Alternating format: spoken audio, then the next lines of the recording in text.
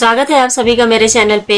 और लाल दूध देखकर आप समझ गए होंगे बिहार वाली मकर संक्रांति की तैयारी चल रही।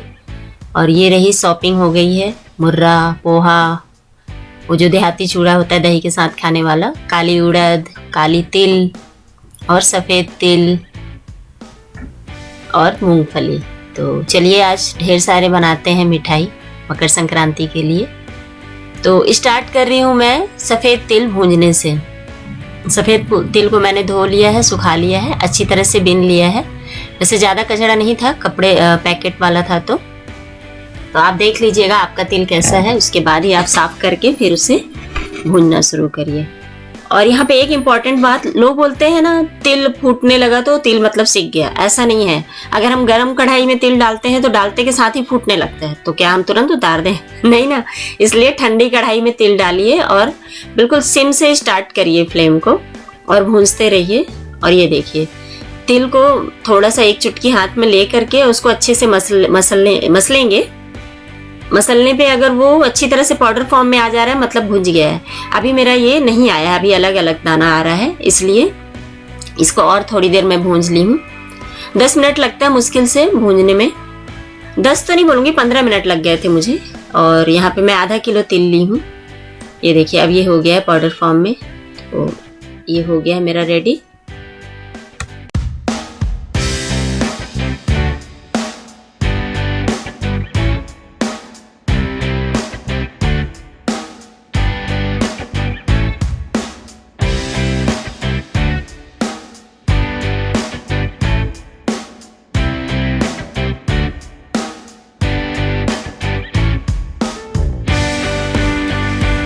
तिल मेरा हो गया रेडी। अब इसी कढ़ाई में मैं फल्ली दाना भी भून लूंगी। फल्ली दाना मैं 1 किलो ली हूँ। इसमें बहुत सारी चीज़ें बनाऊंगी, आगे आपको बताते जाऊंगी मैं क्या क्या बना रही हूँ। तो वीडियो को पूरा एंड तक देखिएगा और लाइक करना मत भूलिएगा, प्लीज़ लाइक ज़रूर किया करिए। और अगर अभी तक चैनल को आपने सब्सक्राइब नहीं किया तो प्लीज़ सब्सक्राइब भी कर लीजिए। तो फल्ली भूनने का जो तरीका है वो ऐसा है कि ये जब फूटने लगता है, चटकने लगता है और हाथ में जब लेके हम इसका छिलका उतारते हैं तो वो निकल आता है छिलका पूरा आसानी से, तो समझ में आ जाता है कि फल्ली भुंज गया है। और इधर मैं दूध भी गर्म कर रही हूँ हल्का सा, उसको जामन डालने के लिए। तो मैं इसको अब देखिए, मकर संक्रांति की दही तो ऐसे ही कंबल रजाई ओढ़ करके जमती है हमारे घर में, क्योंकि मेरे यहाँ दही मेकर है नहीं। तो मैं इस तरह से पहले एक नीचे कंबल मोटा सा लगा देती हूँ चेयर पे, फिर दही डाल के ढक के और फिर ऊपर से एक कंबल डाल देती हूँ। तो बहुत ही अच्छा दही मेरा 7 से 8 घंटे में जम के मीठा दही निकल के आता है। और जब जम जाएगा तो अगले ब्लॉग में आपको जरूर दिखाऊंगी मैं।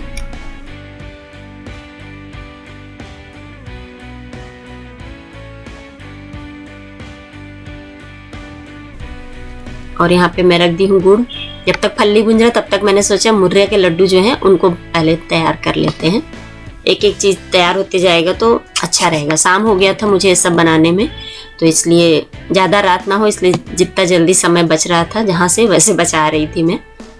ये देखिए मुर्रा मैं यहाँ पे ले ली हूँ आधा किलो। 1-1 पाव के 2 पैकेट थे और इसको अच्छी तरह से चुन लिया है मैंने। और इसमें 1 मुट्ठी मैंने भुंजे हुए जो तिल था ना उसी में से ले करके डाल दिया है। आप चाहें तो यहाँ पे काली तिल भी डाल सकते हैं। ये देखिए पाग बनाने का तरीका, जब हम कढ़ाई में कलछी चलाते हैं तो वो जगह खाली हो जाता है। और ये दूसरा तरीका है पानी में डाल के, जब आसानी से ये निकल के आ जाए हाथ में और आपके हाथ में चिपके नहीं तो समझ लीजिए कि फिर ये रेडी हो गया। ये देखिए हाथ में बिल्कुल चिपक नहीं रहा है। तो अभी हमारा पाग यहाँ पे रेडी हो गया। पाग का मेन तरीका यही है।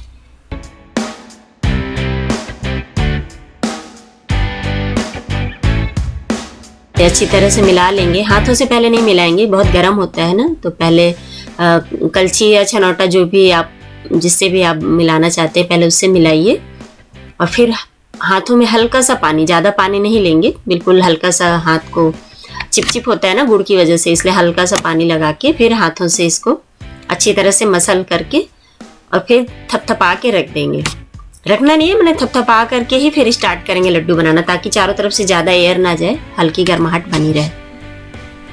अगर 2-4 लोग हैं तब तो वो मिनटों में बन जाता है, लेकिन अगर अकेले बनाना है तो इस तरह से ही बनाना पड़ेगा। और इस तरह से मैंने सारे लड्डू धीरे धीरे करके बना लिए थे।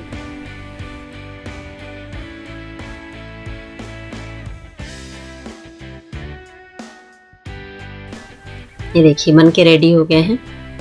और अब सेकेंड में बनाने वाली हूँ तिल और फल्ली की पापड़ी।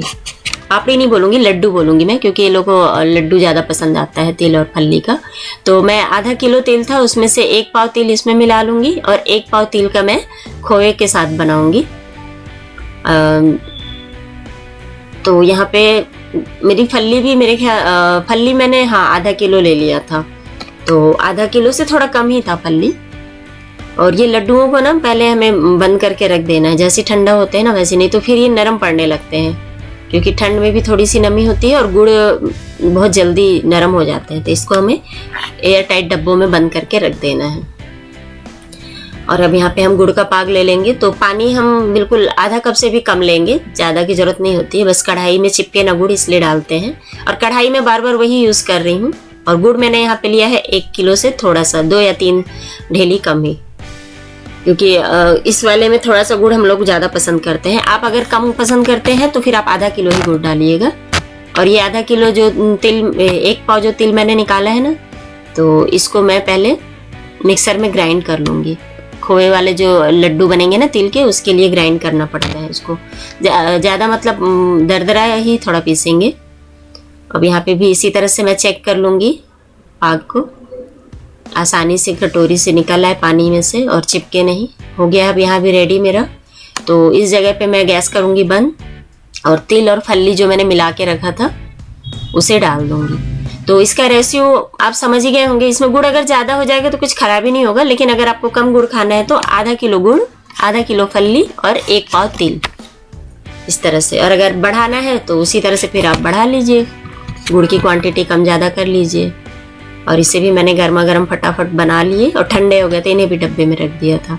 और अब हम बनाएंगे फल्ली की पापड़ी। मकर संक्रांति में पापड़ी अच्छी लगती है जब कुछ भी खाते हैं। तो इसमें मैं आधा किलो फल्ली है तो 1 किलो मैं गुड़ लूँगी। गुड़ इसमें ज़्यादा रहेगा, आप थोड़ा कम भी ले सकते हैं, लेकिन मैं पूरा डबल लेती हूँ। जैसे फल्ली अगर 1 पाव है तो आधा किलो गुड़ रहेगा। और यहाँ पे मैं पापड़ी को फैलाने के लिए एक बटर पेपर ली हूँ। आप थाली में भी लगा करके, मतलब घी लगा करके और उसमें बना सकते हैं। और मैं इस तरह से इसलिए कर रही हूँ क्योंकि मेरे पास बड़ा बर्तन नहीं था, तो यहाँ पे ये अच्छी तरह से फैल भी जाएगा और पतली सी पापड़ी निकलेगी बन के। और निकालना भी आसान होता है टिश्यू पेपर में।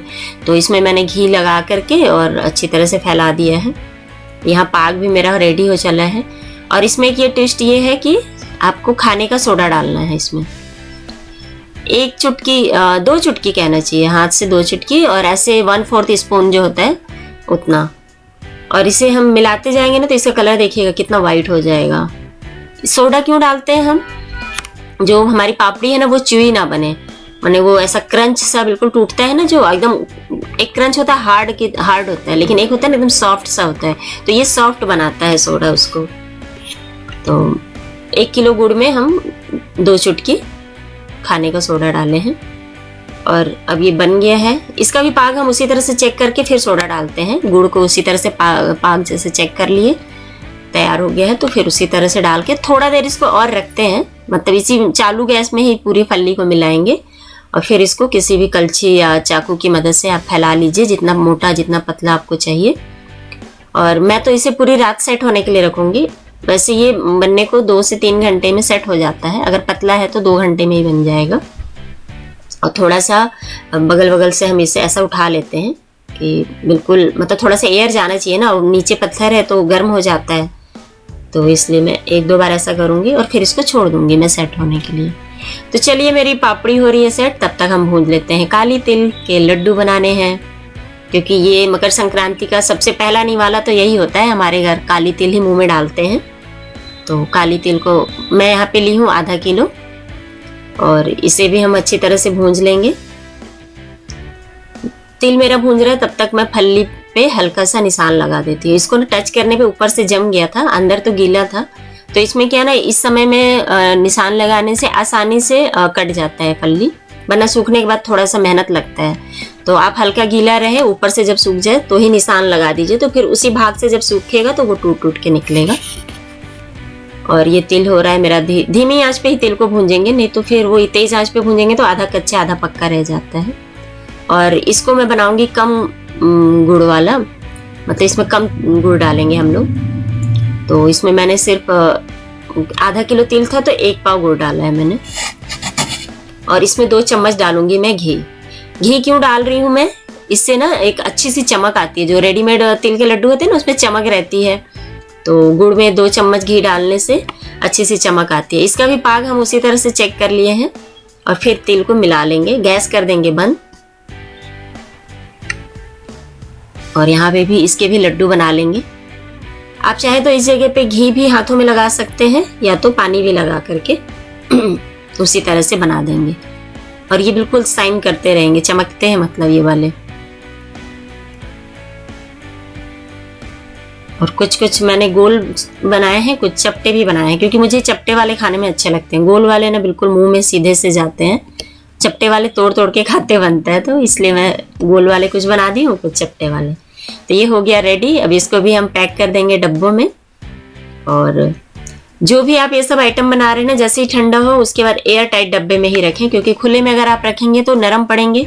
फिर आप बोलेंगे कि अरे यार ये तो मज़ेदार बना नहीं। तो वो कुरकुरा और क्रंची जो आपको फ्लेवर चाहिए ना पूरा लास्ट तक, जब तक डब्बे ख़त्म ना हो तब तक आपको इसी तरह से पन्नी या पेपर लगा करके डब्बों में, अगर आपके पास एयर टाइट डब्बे हैं तब तो फिर कोई दिक्कत ही नहीं है। मेरे ये स्टील के डब्बे हैं तो मैं इसमें इस तरह से ही पन्नी लगा करके और यूज़ करती हूँ।